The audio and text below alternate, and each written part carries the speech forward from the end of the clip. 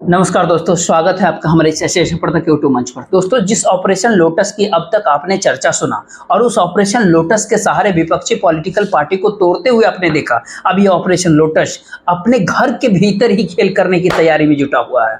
जिनके कंधे पर चढ़कर के सरकार बनाई गई, जिनके कंधे पर चढ़कर के 240 के नंबर को 293 तक पहुंचाया गया, अब 240 के नंबर को उससे ऊपर कैसे बढ़ाया जाए, इसमें कोई भी विपक्षी पॉलिटिकल पार्टी नहीं मिली। इसमें इंडिया गठबंधन का कोई भी कॉन्स्टिट्यूएंट, कोई भी पार्टी, चाहे कांग्रेस हो, चाहे टीएमसी हो, चाहे समाजवादी पार्टी हो, चाहे उद्धव ठाकरे हो या शरद पवार की पार्टी हो या फिर डीएमके हो, किसी ने भी अपना दरवाजा खिड़की ऑपरेशन लोटस के लिए अब खोल के नहीं रखा है। लेकिन दरवाजा खिड़की जिन लोगों ने भगवान बन करके खोला, दरवाजा खिड़की जिन लोगों ने 400 की जगह 4000 पार कराने की बात करते हुए दिखे, का एक एक करके सबका नंबर आने वाला है।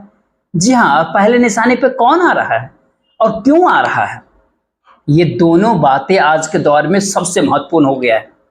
जी हाँ, काफी महत्वपूर्ण सवाल इसलिए भी क्योंकि नरेंद्र मोदी और अमित शाह, भारतीय जनता पार्टी के शीर्ष पर काबिज गुजरात की ये जोड़ी, कोई लोग गुजरात लॉबी करके भी इसको संबोधित करते हैं, तो नरेंद्र मोदी और अमित शाह की जोड़ी को गठबंधन सरकार चलाने में महारत हासिल नहीं है। वह गुजरात से लेकर के दिल्ली तक एक अकेला कितनों पर भारी के नैरेटिव को सेट करते रहते हैं और उस नैरेटिव के सहारे सरकार चलाते रहे। लेकिन आज जनमत ने यह हालात कर दिया है, जनता के जनादेश ने सरकार को इसके लिए मजबूर कर दिया कि नंबर आपका 240 है, 272 तक पहुंचने के लिए आपको नानी फैक्टर का सहारा लेना पड़ेगा, आपको चिराग पासवान का सहारा लेना पड़ेगा, आपको एकनाथ शिंदे का सहारा लेना पड़ेगा और जरूरत को जीतन राम मांझी सांसदों की भी होगी, पवन कल्याण के सांसदों की भी आपको जरूरत होगी, जयंत चौधरी के सांसद की भी जरूरत होगी। ये हालात जब भारतीय जनता पार्टी के सामने उभर के आए तो अब इंच दर इंच कहते हैं ना, 240 को 272 तक पहुंचाने की कवायद अब शुरू होने वाली है। और कहां से शुरुआत हो रही है, किस राज्य से शुरू हो रही है, ये जानकर के आपको काफी आश्चर्य होगा कि जो लोग हनुमान बने हुए थे, अब जिन्हें राम मान करके अपनी राजनीति कर रहे थे, सबसे पहले उनके घर में डाका डाला जाएगा, सबसे पहले उनकी पार्टी के भीतर सेंधमारी की जाएगी। और लेकिन ये ऑपरेशन वहीं तक केवल सीमित नहीं रहेगा। आने वाले समय में देखते रहिए, महाराष्ट्र का विधानसभा चुनाव है, हरियाणा का चुनाव है, महाराष्ट्र हरियाणा के साथ साथ झारखंड का विधानसभा का चुनाव है, और इन सारे चुनाव के दौरान नरेंद्र मोदी की सत्ता, यदि भारतीय जनता पार्टी 240 के नंबर पर ही अटकी रह गई तो ये सत्ता बच नहीं रही है। नीतीश कुमार और चंद्रबाबू नायडू के राहें जुदा हो सकती है। नीतीश कुमार और अमित शाह और नीतीश कुमार को टाटा बाय बाय करते हुए नीतीश कुमार कभी भी मीडिया के सामने आ सकते हैं और कभी भी ये सरकार नीतीश नायडू नानी फैक्टर कभी भी सत्ता से रुखसती करा सकता है। तो इस रुखसती से बचने के लिए नरेंद्र मोदी को अब इंच दर इंच आगे बढ़ने के लिए कवायद शुरू करनी होगी। स्वाभाविक सी बात है, जब चिराग पासवान की पार्टी के ऊपर जब नजरें होने की खबरें आ रही है तो ऐसे में खुश तो नीतीश कुमार भी होंगे, उनको खुश होना भी चाहिए, क्योंकि नीतीश कुमार की पार्टी को जो राजनीतिक दुर्दशा हुई 2020 के बिहार विधानसभा चुनाव में, उस राजनीतिक दुर्दशा के पीछे अगर कोई फैक्टर जिम्मेदार है तो वो 2020 के विधानसभा चुनाव में वो चिराग मॉडल है, जिस चिराग मॉडल के तहत ही टारगेटेड तरीके से लोक जनशक्ति पार्टी जेडीयू को, यानी नीतीश कुमार के तमाम सारे सीटों पर चुनाव लड़ रहे थे, कुछ भाजपा के 1-2 सीटों पे भी चुनाव लड़ रहे थे, लेकिन मोटे मोटे तौर पे जेडीयू के तमाम सारे सीटों पे चुनाव लड़ रहे थे और जनता दल यूनाइटेड के खिलाफ उन सारे सीटों पर भारतीय जनता पार्टी का परोक्ष रूप से सहयोग भी मिल रहा था। कई भारतीय जनता पार्टी और शख्स से जुड़े हुए कार्यकर्ता भारतीय जनता पार्टी के दामन छोड़ करके, या यूं कहे रणनीतिक तौर पर छोड़ करके, चिराग पासवान के टिकट पर चुनाव भी लड़ रहे थे। स्वाभाविक सी बात है, जब 6 सांसद थे तो न केवल उस समय इसको ऑपरेशन नीतीश कहा गया, बल्कि इन 6 में से 5 सांसद चाचा भाई तक, चचेरे भाई प्रिंस कुमार और चाचा पशुपति पारस, सब लोग चिराग पासवान के साथ छोड़ गए। और चिराग पासवान के साथ छोड़ने के बाद सीधा हालात बदल गया। चिराग पासवान अकेले रह गए, लोक जनशक्ति पार्टी के 5 लोग दूसरे खेमे में चले गए और आज उनकी पार्टी के जो 5 सांसद है तो 5 में से 2/3 का आंकड़ा 4 सांसदों का, 4 सांसदों के आंकड़े तक पहुंचाने तक उनके बहनोई भी सांसद होते हैं। और अरुण भारती, जब तक वो साथ नहीं आएंगे तब तक ये आंकड़ा पूरा नहीं होगा। लेकिन सवाल ये उठता है कि जब चाचा और चचेरा भाई अपना नहीं हो पाया, तब बहनोई को लेकर के कोई गारंटी कैसे इस दौर में दे सकता है? राजनीति के भीतर तो सुबह में कोई क्या करता है, सुबह में कस्में वादे कुछ और खाता है, दोपहर होते होते वो कहीं और चला जाता है। ये रवायत है राजनीति के अंदर। तो आने वाले समय में सबसे पहला निशाना चिराग पासवान की पार्टी पर लगने जा रहा है। जी हाँ, हनुमान बने थे 2020 के बिहार विधानसभा चुनाव में, नरेंद्र मोदी के हनुमान, नरेंद्र मोदी के हनुमान कह करके खुद को नरेंद्र मोदी का हनुमान बता करके जेडीयू के सीटों पर वोट मांग रहे थे चिराग पासवान। लेकिन अब जिनको राम बनाया, जिनके हनुमान बने, क्या वही पार्टी अब तोड़ेंगे? आने वाले कुछ समय में इस सवाल का जवाब आपके सामने होगा। लेकिन सवाल ये उठता है कि अगर ऑपरेशन लोटस की शुरुआत लोजपा से होती है, चिराग पासवान की पार्टी से होती है, तो फिर क्या एनडीए के भीतर शामिल दूसरे दल, दूसरे पॉलिटिकल पार्टी, मसलन चंद्रबाबू नायडू के पार्टी, जयंत चौधरी की राष्ट्रीय लोक दल, नीतीश कुमार की जनता दल यूनाइटेड जेडीयू, एकनाथ शिंदे की पार्टी, अजित पवार की पार्टी, क्या उस ऑपरेशन लोटस से बच पाएगी? कई सारे सवाल है मौजूदा समय में एक साथ, लेकिन एक एक करके हर किसी का नंबर आएगा।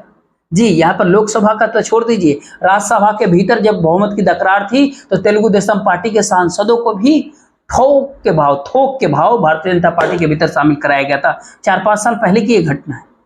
लेकिन यहाँ तो भारतीय जनता पार्टी जहां पर सरकार बननी भी करनी है, लोकसभा के भीतर 272 के जादुई आंकड़े के कितने नजदीक पहुंचा जाए ताकि सरकार की सेफ्टी को लेकर के सुनिश्चित किया जा सके, उसके भीतर सबसे पहला निशाना चिराग पासवान की पार्टी तो नहीं है कहीं लोक जनशक्ति पार्टी। कई सारे सवाल है मौजूदा वक्त में जिससे चिराग पासवान की पार्टी और भारतीय जनता पार्टी के भीतर रिफ्ट बढ़ने की खबरें आती है। चिराग पासवान ने सुप्रीम कोर्ट के SC/ST कोटा के भीतर, आरक्षण के भीतर, कोटा विद इन कोटा के फॉर्मूले के ऊपर, कोटा में कोटा वाली, उस पर शक जताया। चिराग पासवान ने वक्फ बोर्ड के मुद्दे पर सामने कहा। चिराग पासवान नरेंद्र मोदी के कैबिनेट के सदस्य होने के बावजूद भी जहां जनता दल यूनाइटेड अंदर खाने सरकार पर दबाव बनाती है, चाहे वक्फ बोर्ड हो या फिर कोई दूसरा मुद्दा हो, लेकिन चिराग पासवान बाहर से दबाव बनाते हैं। चिराग पासवान खोलकर के मीडिया के भीतर बयानबाजी करते हैं, बयान देकर के खेल करते हैं। तो ये हालात आपके सामने है। लेकिन ऐसे में चिराग पासवान के पास अगला नंबर किस पॉलिटिकल पार्टी का होगा, इस सवाल पे भी लोगों का दिलचस्पी है। तो अगला नंबर स्वाभाविक सी बात है कि उसी पार्टी का होगा जिसका संसदीय दल टूटने लायक होगा। जी हाँ, एनडीए के कोर कॉन्स्टिट्यूट पे नजर डाले, एनडीए के जो घटक दल है उनके ऊपर नजर डाले, 5वें नंबर की पार्टी एनडीए के भीतर चिराग पासवान की पार्टी। नंबर 1 पे बीजेपी भारतीय जनता पार्टी 240 सांसद। नंबर 2 चंद्रबाबू नायडू की TDP Telugu Desam party, TDP के कितने सांसद? 16। नंबर 3 नीतीश कुमार के 12 सांसद JDU Janata Dal United. Number 4 Eknath Shinde की पार्टी 7 सांसद। और नंबर 5 जिनके 5 सांसद, नंबर 5 पे कौन है? नंबर 5 पर जो पार्टी है उसका नाम है चिराग पासवान की लोक जनशक्ति पार्टी, LJPR, तो लोक जनशक्ति पार्टी रामविलास। उनकी सांसदों की संख्या कितने? 5। उनके नीचे पवन कल्याण के पार्टी और जयंत चौधरी की पार्टी 2 सांसद। जयंत चौधरी के पार्टी का भी नंबर लग सकता है। लेकिन स्वाभाविक जो सबसे पहले दिख रहा है, जो महाराष्ट्र के चुनाव के बाद क्या एकनाथ शिंदे के सांसदों को तोड़ा जा सकता है? आखिर महाराष्ट्र के नेताओं के पास पैसे की कमी नहीं होती, आमतौर पर नहीं होती, 1-2 तो अपवाद में हर जगह होते हैं, लेकिन आमतौर पर महाराष्ट्र के भीतर बिना पैसे वाला व्यक्ति शायद ही राजनीति कर पाता। तो जहां पर पैसा है और पैसा इस रूप में है, इस अंदाज में है कि पैसे के बिना राजनीति नहीं हो सकती, तो वहां पर साफ जाहिर होता है कि ईडी का स्कोप भी है, ईडी का रास्ता भी वहां पर खुल जाता है कि ईडी के प्रेम पत्र के बाद किसी को भी राजनीतिक तौर पर ब्लैकमेल किया जा सकता है। स्वाभाविक सी बात है। तो ईडी के प्रेम पत्र के बाद कई सारे लोग पार्टी बदलते हुए आपने देखा है, हेमंता बिश्व शर्मा से लेकर के शुभेंदु अधिकारी तक, और कई सारे नाम हैं, दर्जनों नाम ऐसे आपके मिल जाएंगे। नारायण राणे का भी आप जिक्र कर सकते हैं, छगन भुजबल का भी आप जिक्र कर सकते हैं, अजित पवार का भी आप जिक्र कर सकते हैं, जो भारतीय जनता पार्टी के साथ आने को विवश हो गए, मजबूर हो गए ईडी के कृपा से। तो महाराष्ट्र की पार्टी एकनाथ शिंदे जिनके 7 सांसद हैं, वो अगला नंबर टारगेटेड है। लेकिन ये नंबर यही नहीं रुकेगा, रुकेगा इसलिए भी नहीं क्योंकि भारतीय जनता पार्टी की फितरत रही है कि सहयोगी दलों को कैसे सफाचट कर दे। महाराष्ट्र के भीतर भारतीय जनता पार्टी को पैर जमाने का मौका किसने दिया? बाला साहब ठाकरे के शिवसेना ने। तोड़ा किसे गया गुवाहाटी मॉडल से? बाला साहब ठाकरे की पार्टी को, उनके बेटे की सत्ता को। ठीक इसी प्रकार से अगर देख ले तो हरियाणा के भीतर भारतीय जनता पार्टी को जगह कौन दिया?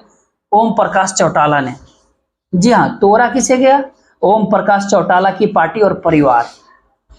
ठीक कुछ इसी अंदाज में देखे बिहार के भीतर नीतीश कुमार ने जगह दी भारतीय जनता पार्टी को। भाजपा में लालू यादव के खिलाफ लड़ाई लड़ने के लिए वो कोई अकेले लड़ पाने में सक्षम नहीं था, तो नीतीश कुमार के चेहरे पे भाजपा लड़ने आई बिहार में। नीतीश कुमार की पार्टी को चिराग मॉडल से कमजोर किसने किया? भारतीय जनता पार्टी ने। उनकी पार्टी के मुख्यमंत्री जीतन राम मांझी को भगाने का काम किसने किया? भारतीय जनता पार्टी ने।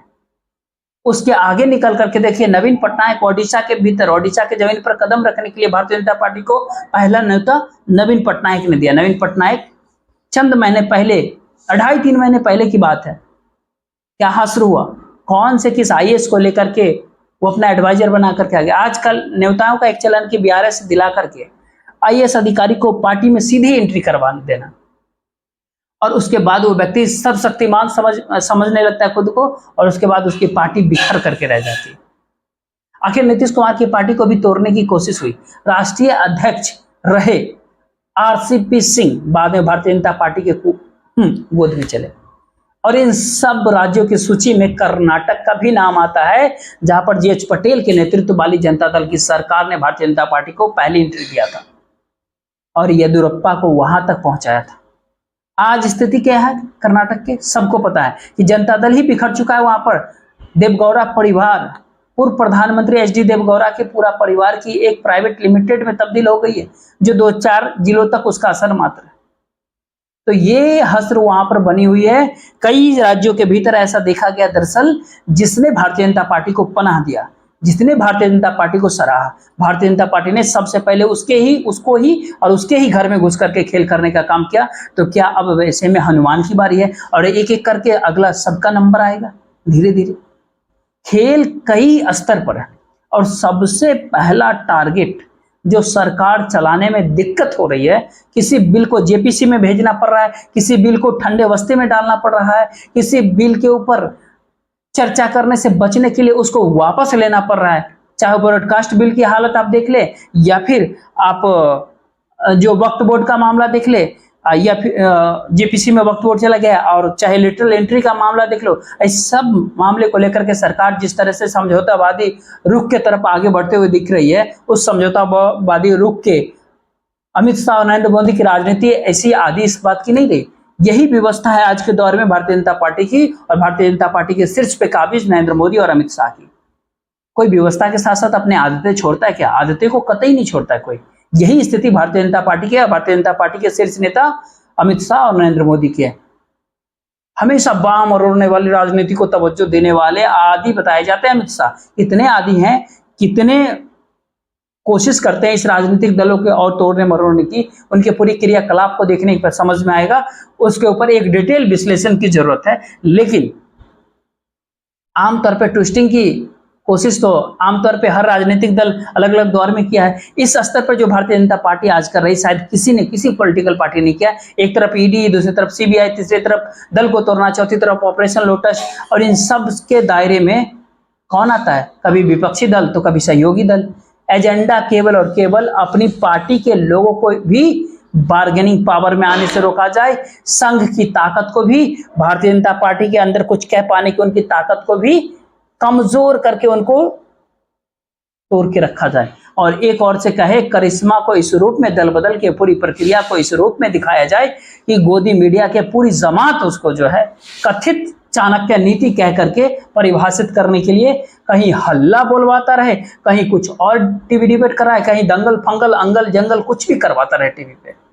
तो ये हालात बनाए रखने के लिए दरअसल मोदी मीडिया, गोदी मीडिया जो कहिए, और अपने सत्ता को कैसे सुरक्षित रखे भारतीय जनता पार्टी, महाराष्ट्र के चुनाव के बाद होने वाले भगदड़ का पहले से शायद अंदेशा हो गया, और इसके लिए जो सबसे सब टारगेट जो है ना, सबसे सॉफ्ट टारगेट के निशाना बनाने की कवायद अब अंतिम दौर में कहीं ना कहीं पहुंचते हुए दिखाई पड़ रही है। ये अंजाम के रूप में किस दिन देश के सामने आता है वो देखना बड़ा दिलचस्प होगा, लेकिन उम्मीद है कि इस पूरे खेल का पटाक्षेप आपको बहुत जल्द देखने को मिल सकता है। तत्कालिक तौर पर नीतीश कुमार को खुशी जरूर होगी, लेकिन लॉन्ग टर्म पे नीतीश कुमार की राजनीति, अगर नीतीश कुमार नहीं चेते तो उनकी राजनीति भी इसी का शिकार होते हुए देख सकता है। देखते रहिए आने वाले वक्त में क्या होता है, हम आपको अपडेट कराते रहे, एक एक खबर आपके सामने लेकर के आते रहेंगे।